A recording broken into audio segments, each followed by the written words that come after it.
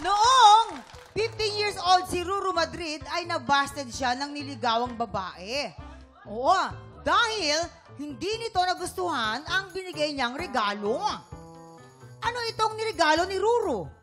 A. Chocolate cake or B. Tsinelas? Ay, nako.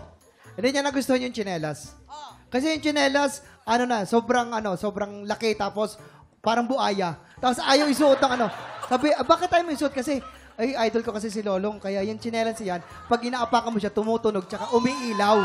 Sabi niya, ayoko ng ganyan, nakakatakot. Tapos yun, binasted siya. Ayun. Tapos pangalan pala ng tsinelas, si Lolang. Lola. Ay, nako, Kaya hindi.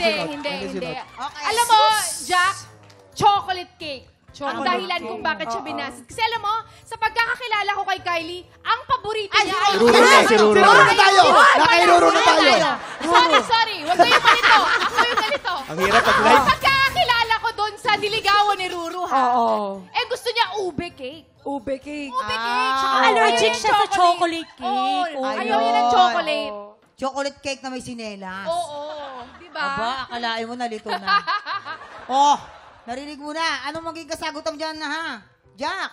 A. Chocolate cake or B. Tsinelas? Una, nababasted pala si Ruru. Oo nga eh. Yung idol ko yan. Sa gwapong Brother. yan, no? Cake or tsinelas. Kasi may mamamahaling tsinelas naman. Oh.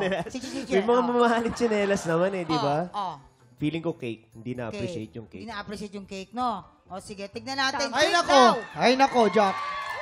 Cake! Kabog or sabog in 5, 4, 3, 2, 1! Ayan! Aww. Sabi ko sa'yo. Nako, Naniniwala kasi.